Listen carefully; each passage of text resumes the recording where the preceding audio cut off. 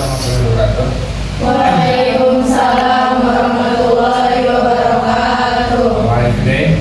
I'm fine. Sebelum belajar, sebelum kalian belajar dimulai, silahkan ya, kita doa terlebih dahulu ya. Silahkan.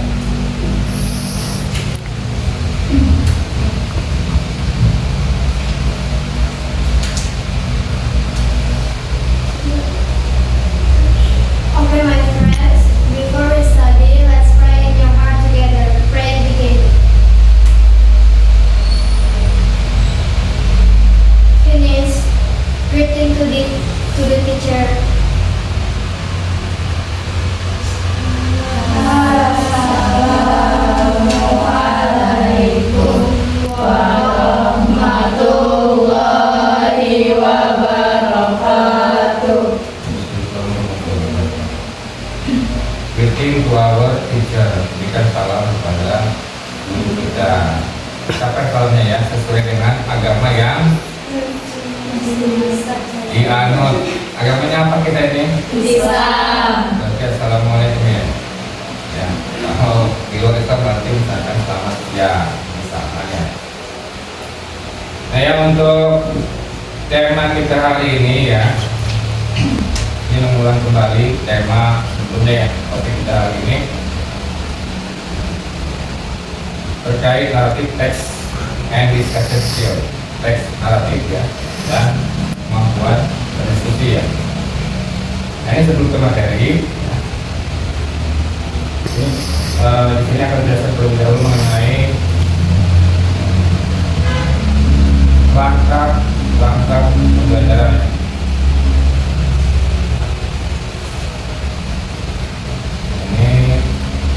Tujuan pembelajaran ya. Tujuan pembelajaran hari ini yang bertemakan teks ya, naratif teks and discussion skill. Tujuan pembelajarannya adalah yang pertama ya, setelah mengikuti pembelajaran ini, siswa diharapkan mampu mengidentifikasi struktur ya, struktur dan unsur kebahasaan teks naratif, artinya dapat mengenali grammar ya, susunan grammarnya, apakah peristiwanya memakai tenses, simple present atau past tense dan seterusnya, atau kan misalkan kata kerjanya dan seterusnya. Itu yang dimaksud dengan siswa mampu mengenali struktur dari unsur kebahasaan. Yang berikutnya, tujuan pembelajaran yang kedua, siswa mampu mengungkapkan pendapat dan gagasan. Artinya siswa diharapkan kreatif untuk menyampaikan pendapat, opini atau gagasan. Nilai moral dalam teks naratif melalui diskusi. Tidak ada diskusi ya. Kemudian yang ketiga, siswa mampu berpartisipasi aktif dan menunjukkan keterampilan memimpin atau berpendapat dalam diskusi menggunakan bahasa Inggris dengan sopan. Maksudnya apa? Pembelajaran yang ketiga ini adalah mempresentasikan ya hasil diskusi gitu maksudnya, atau memberikan tanggapan dari teman yang memberikan pendapat. Yang ini misalkan berpendapat, yang ini juga akan memberikan tanggapan terkait pendapatnya. Itu yang dimaksud dengan tujuan pembelajaran yang ketiga ya. Lihat bayarnya ya. Baik ya, kita lanjut ke teks berikutnya, ke materi ya.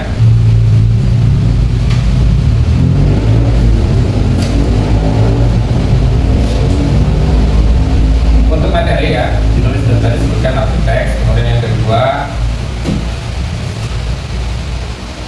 tujuan pembelajaran sudah disebutkan tadi ya. Kemudian struktur teks naratif ini ya, siswa mampu mengenal struktur. Ini struktur teks naratifnya, mengetahui maksudnya, mengidentifikasi itu mengenal. Yang pertama, orientation, pengenalan tokoh dan latar cerita, siapa tokoh atau latar ceritanya, tokoh yang ada dalam cerita tersebut ya. Nanti ada teksnya. Yang kedua, complication, artinya ada masalah yang muncul dalam cerita tersebut ya. Kemudian seperti yang ketiga, ada solusi, artinya penyelesaian masalah. Jika ada masalah pasti ada penyelesaian masalah. Kemudian moral value, artinya pesan atau nilai yang dapat dipetik dari kisah tersebut ya. Ini ada kisah nantinya. Kemudian yang kedua ya, mengenai unsur kebahasaan. Contohnya ya, kebetulan untuk kisah atau nanti yang akan disajikan itu peristiwanya itu terjadi pada masa lampau atau lalu ya. Nah, ini bentuk tenses yang digunakan adalah past tense, artinya peristiwanya telah berlangsung ya pada masa lampau ya, atau peristiwanya sudah lewat. Kata kerjanya seperti itu, to be-nya atau kata kerjanya seperti was ya. Ran, said, have, artinya ini adalah bentuk kata kerja yang kedua yang biasa digunakan dalam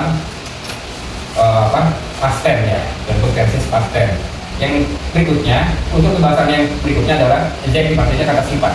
Kata sifat yang terdapat dalam teks narratif ya adalah seperti break, kain, dan pulis ya. Kemudian konjungsi artinya kata hubung ya, atau waktu, menghubung waktu. Seperti once upon time ya, pada masa waktu yang lalu. Then, kemudian finally artinya. Kemudian untuk pembahasan yang berikutnya adalah kalimat langsung dan tidak langsung. Nah, ini contoh ungkapan. Ungkapan untuk diskusi, artinya siswa dapat mengungkapkan pendapat. Ini contoh tujuan pembelajaran yang kedua ya. Untuk ungkapannya atau discussion expressionnya itu seperti giving opinion, artinya memberikan pendapat. I think bla bla bla, in my opinion bla bla bla misalkan. Ya, tinggal ditambahkan.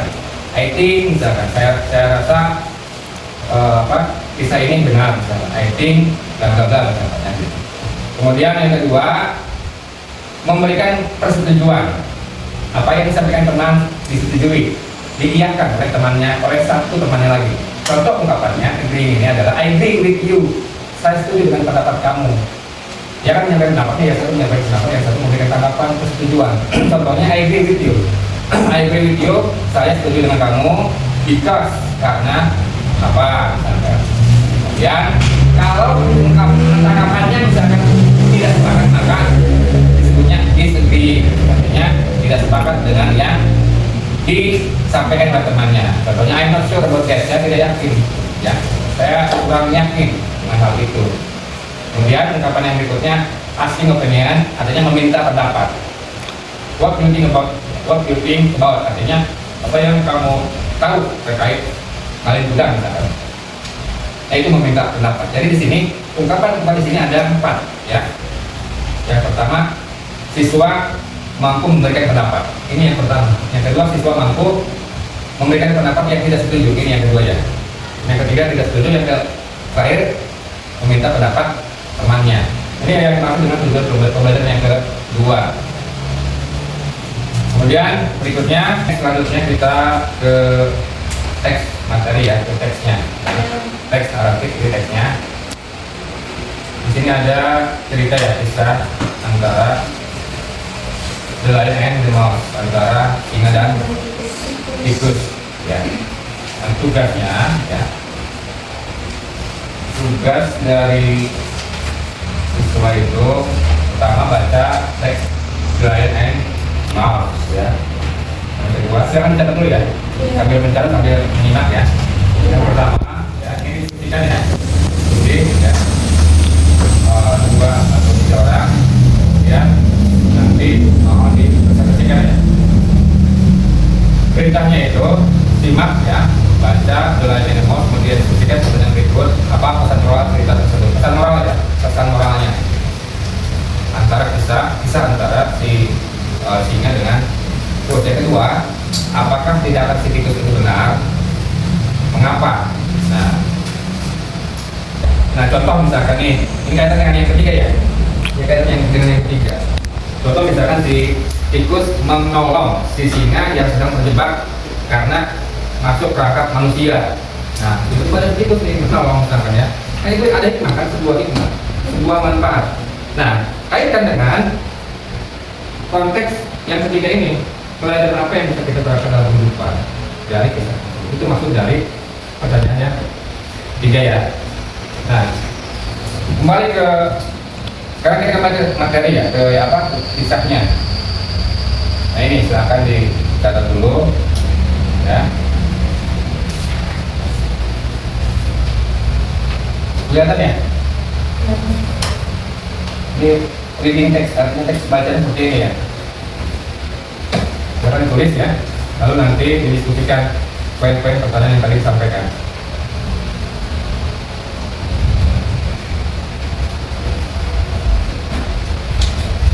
Ada yang ingin ditanyakan sebelum menulis catat teksnya?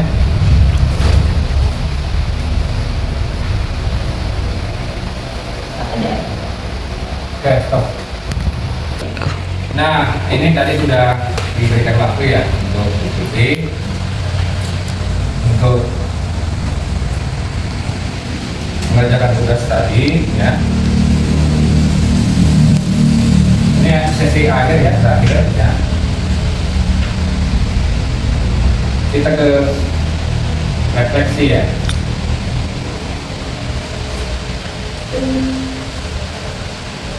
Nah, sebelum ditutup ya pelajaran hari ini, apa yang bisa kita pelajari ya, mau lihat slide layar ya, apa yang bisa kita pelajari dari kegiatan diskusi hari ini? Kita tarik kesimpulannya apa yang bisa kita tarik?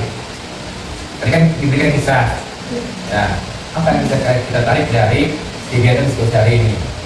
Harus selalu saling tolong-menolong. Nah, bagus ya. Siapa namanya? Safira. Bella Safira. Safira dong. Ya. Safira. Dari Taman Kargalannya. Nah, harus bahwa kita satu manusia harus saling tolong dengan yang lain selain Safira. Nah, sudah dijelaskan nih, coba dibahas misalnya tentang si tikus yang menolong si dari jebak ya. Dari trap itu jebakan yang dibuat oleh manusia untuk menangkap hewan. Apa? Saya telah menolong. Kira-kira ada yang bisa menanggapi atau menambahkan? Oke, kasih di sini. Ingat badannya besar kecil. Besar. Si tikus badannya Kecil. perbedaannya jauh. Apa besar? Besar pakai perbedaan jauh ya. Yang satu besar segede ini, nah yang satu kecil bang. Apa? Tapi bisa saling ini memahami. Setelah bisa saling mengerti apa yang bisa kita tarik kesimpulannya. Artinya apa? Ini si tikus kecil nih, si singa besar, si singa dalam kurungan, dalam jebakan, tapi si tikus bisa menolong nih. Apa? Ini ya konteks Jangan maknanya. meremehkan. Nah, betul, jangan meremehkan orang lain ya, atau orang kecil ya. Gitu. Jangan meremehkan orang, maksudnya walaupun orang itu dianggap kita susah, miskin ataupun ya misalkan apa cacat, bisa mungkin dia bisa bermanfaat buat kita ya, bermanfaat buat kita. Artinya apa? Semua ciptaan Tuhan ya yang diciptakan oleh Tuhan pasti selalu ada manfaatnya walaupun ada perbedaan. Yang berikutnya, refleksi yang berikutnya ya, bagaimana cara meningkatkan kemampuan berbicara dalam bahasa Inggris ya. Nah, karena bahasa Inggris kita standar ya, maka ketika menyampaikan ketika misalkan berdiskusi bisa menggunakan bahasa kita, tetapi ketika menjawab tugas gunakanlah bahasa Inggris dengan tata bahasa yang benar. Ketika misalkan mempresentasikan tugas juga harus menggunakan bahasa Inggris. Nah, itu ya. Jadi nilai moralnya itu tidak ada makhluk yang terlalu kecil ya. Tidak ada makhluk yang terlalu kecil untuk menolong. Itu maksud dari yang tadi kita bahas ya. Yang kedua, nilai moral dari cerita ya. Nilai emosi itu kebaikan akan selalu dibahas dengan kebaikan. Oke, berikutnya betul kata Safira ya, jangan pernah meremehkan kemampuan ya. Sampai di sini ya.